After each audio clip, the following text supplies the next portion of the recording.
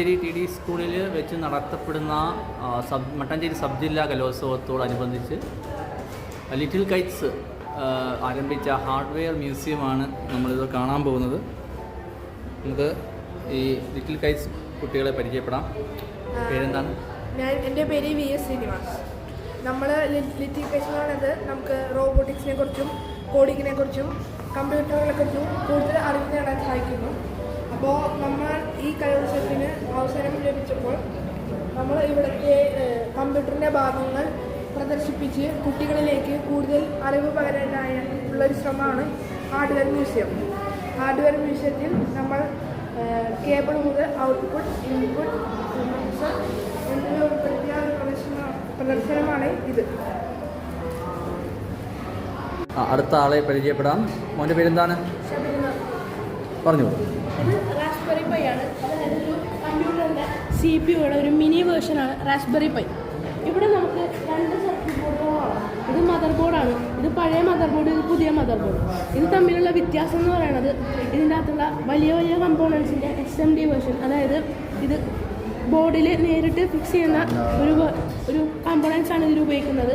അപ്പോൾ ഇതിൻ്റെ space consumption വളരെ കുറവായിരിക്കും. ഇനി നമുക്ക് ഒരു CPU-ൻ്റെ അകത്തുള്ള പാർട്സ് നമുക്ക് കാണാം. ഇത് SMPS, ഇതാണ് മദർ ബോർഡ്. ഇവിടെ നമുക്ക് 2 RAM കാണാം. ഇനി ഇവിടെ CD ഇടാനുള്ള സ്ലോട്ടാണ്. ഇനി റാസ്ബെറി പൈ ആണെങ്കിൽ ഇതൊരു പഴയ മോഡലാണ്. പക്ഷേ ഇതെന്ന് പറയുന്നത് ഒരു കമ്പ്യൂട്ടറിൽ ചെയ്യാൻ പറ്റുന്ന എല്ലാ ജോലികളും ഈ റാസ്ബെറി പൈക്ക് ചെയ്യാൻ പറ്റും. ഇവിടെ എന്ന് പറയുന്നത് ഈ മദർ ബോർഡിലും ഈ CPU-ലൊക്കെ ഉള്ള കുറച്ച് പാർട്സാണ്. ഇതെന്ന് പറയുന്നത് CMOS ബാറ്ററി. CMOS ബാറ്ററി എന്ന് പറയുമ്പോൾ completely metal oxide semi conductor എന്നാണ് ഫുൾ ഫോം വരുന്നത്. അത് മദർ ബോർഡിലൊക്കെ കാണപ്പെടുന്നു ഈ ചെറിയ ബാറ്ററി. ഇപ്പുറത്ത് വരുമ്പോൾ നമുക്ക് ഹീറ്റ് സിങ്ക് കാണാം. ഹീറ്റ് സിങ്ക് എന്ന് പറയുന്നത് ഈ മൈക്രോ പ്രോസസ്സുകളിൽ വരുന്ന അതിതീവ്ര ചൂടിനെ പുറത്തു കളയാനാണ് ഇത് സഹായിക്കുന്നത്. ഇങ്ങോട്ട് വരുമ്പോഴാണ് മൈക്രോ പ്രോസസ്സർ. ഇതിനുള്ളിലാണ് കോടിക്കണക്കിന് കാൽക്കുലേഷൻ നടക്കുകയും നമുക്ക് ആവശ്യപ്പെട്ട രീതിയിൽ കമ്പ്യൂട്ടർ വർക്ക് ചെയ്യുകയും ചെയ്യുന്നു. ഇപ്പുറത്ത് വരുമ്പോൾ RAM, അതായത് റാൻഡം ആക്സസ് മെമ്മറി.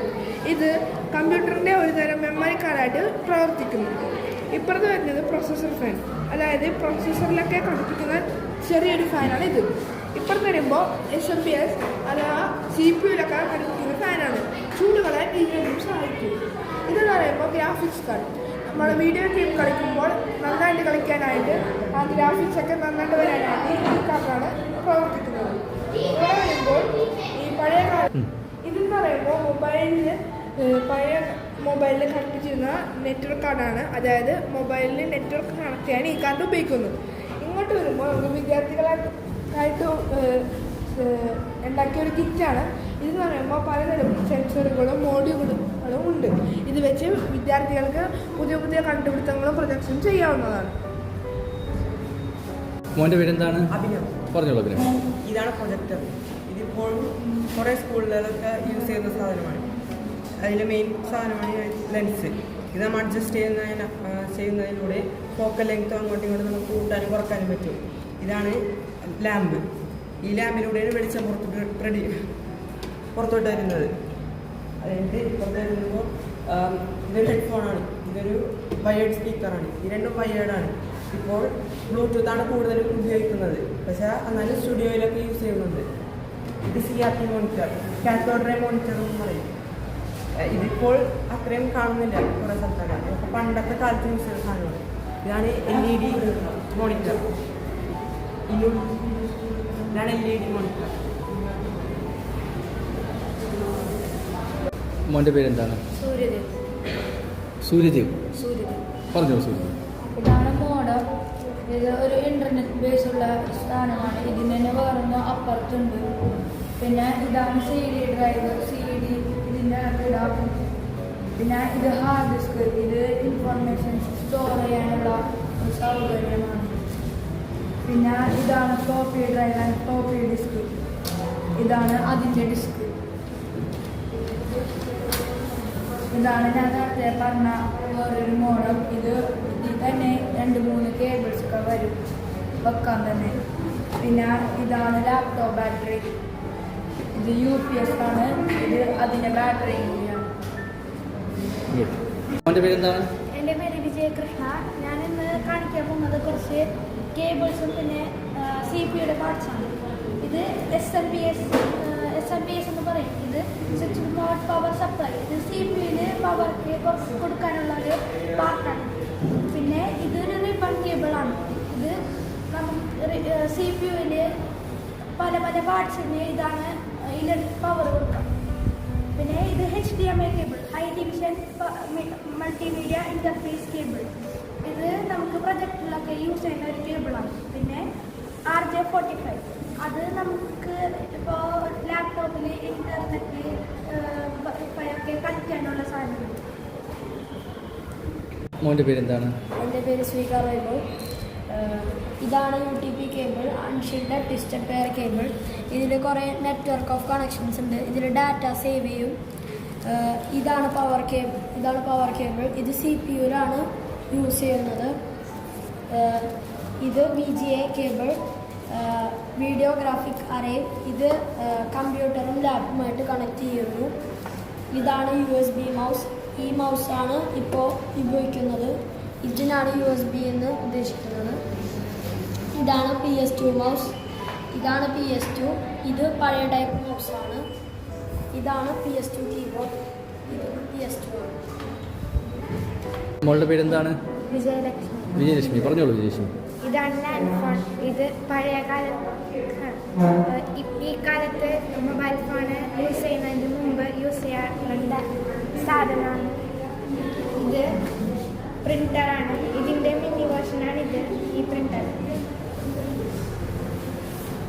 ഇത് ഇങ്ക് ജെൽ പ്രിൻ്റർ. ഇതിലാണ് ഇങ്ക് റീഫിൽ ചെയ്യുന്നത്. ഇത് ലേറ്റസ്റ്റ് ആയിട്ട് വന്ന പ്രിൻ്ററാണ്. ശ്രീനിവാസ്, ഈ IT ഉപകരണങ്ങൾ, ഹാർഡ്വെയർ മ്യൂസിയം നല്ലൊരു ആശയമാണ്. ആരാണ് ഇതിനൊരു പ്രചോദനം? നമ്മുടെ ലിറ്ററേച്ചറിൻ്റെ സാറന്മാരായ അജിത് സാറും ശ്രീകുമാർ സാറാണ് ഇതിനുള്ള ഒരു ആശയം നമുക്ക് തന്നത്. അതായത് നമ്മുടെ സ്കൂളിൽ വെച്ച് കലോത്സവം നടക്കുമ്പോൾ ഇവിടെ എത്തിച്ചേരുന്ന വിദ്യാർത്ഥികൾക്ക് കമ്പ്യൂട്ടറിനെ കുറിച്ചുള്ള അറിവ് പകരാനും അവർക്ക് ഒരു അനുഭവം കൊടുക്കാനുമാണ് അവർ ഈ ആശയം നമുക്ക് പറഞ്ഞു തന്നത്. ഇത് 8Cയിൽ പഠിക്കുന്ന KJ ഹരിനന്ദൻ ഉണ്ടാക്കിയ കുഞ്ഞു റോബോട്ടിൽ നമുക്കൊന്ന് പരിചയപ്പെടാം. പറയൂ ഹരിനന്ദൻ, ഇതെന്തായാലും സംഭവം? ഇതെന്ന് പറയുന്നത് ഒരു ഒബ്ജക്ട് ഫോളോയിങ് സെൻസർ റോബോട്ടാണ്. ഇതെങ്ങനെ വർക്ക് ചെയ്യണമെന്ന് വെച്ചാൽ ഇത് IR സെൻസേഴ്സ് യൂസ് ചെയ്ത് വർക്ക് ചെയ്യുന്ന ഒരു റോബോട്ടാണ്. ഇത് എന്ന് പറയുന്നത് IR സെൻസേഴ്സ് എന്ന് പറയുന്നത് ഏറ്റവും ബേസിക് ആയിട്ടുള്ളൊരു സെൻസേഴ്സാണ്. ഈ സെൻസേഴ്സിനെക്കാട്ടും കൂടിയ സെൻസേഴ്സും വേറെ ഉണ്ട്. പക്ഷേ ഇതെന്ന് പറഞ്ഞാൽ ബേസിക് ആയിട്ടുള്ളൊരു സെൻസറാണ്. ഇതെങ്ങനെ വർക്ക് ചെയ്യണമെന്ന് വെച്ചാൽ ഇതിൻ്റെ ഉള്ളിൽ മിറർ പോലെ ലൈറ്റ് വന്നുകൊണ്ടേയിരിക്കും. ഒരു ഒബ്ജക്റ്റ് ഫ്രണ്ടിൽ വരുമ്പോൾ ആ ലൈറ്റിൻ്റെ പാത്ത് ബ്ലോക്ക് ആവും. അപ്പോൾ അതിന് മനസ്സിലാവും എന്തോ ഒരു ഒബ്ജക്റ്റ് ഉണ്ട്. അങ്ങനെയാണ് ഇത് വർക്ക് ചെയ്യുന്നത്. CCTV ക്യാമറാസിലും ഇതേ സെയിം പ്രിൻസിപ്പിൾ തന്നെ ഇവർ യൂസ് ചെയ്തേക്കണം. ഈ സെയിം പ്രിൻസിപ്പിളിൽ തന്നെ എടുത്ത ഞാനാണ്. ഈ സംവിധാനങ്ങളെക്കുറിച്ചൊക്കെ എവിടെ നിന്നാണ് കൂടുതൽ മനസ്സിലാക്കിയത്? ഞാൻ കൂടുതലും മനസ്സിലാക്കിയത് ഈ യൂട്യൂബുകളിൽ നിന്നും ഈ ഓൺലൈൻ പ്ലാറ്റ്ഫോമിലും കൂടെയാണ് ഞാൻ കൂടുതൽ മനസ്സിലാക്കിയത്. പിന്നെ ഇവിടുത്തെ ടീച്ചേഴ്സ് എല്ലാവരും കൂടെ എന്നെ കുറേ കാര്യങ്ങൾ എനിക്ക് കാണിച്ചു തന്നപ്പോഴും പിന്നെ ഇതേപോലെയുള്ള കിറ്റുകൾ പരിചയപ്പെടുത്തി തന്നപ്പോഴും എനിക്ക് കുറേ കാര്യങ്ങൾ ഇതേപോലെ മനസ്സിലായി. ജയശ്രീ ശ്രീകുമാർ സാറുമാണ് എനിക്ക് ഇതിനെക്കാട്ടി കൂടുതൽ പറഞ്ഞു തന്നത്. അവർ ഈ കുറേ കിറ്റുകളും എനിക്ക് എല്ലാം പറഞ്ഞു തന്നതുകൊണ്ട് എനിക്കത് കുറച്ചും കൂടി ഹെൽപ്ഫുള്ളായി. എല്ലാം ഞാൻ സന്തോഷപൂർവ്വം ചെയ്തു.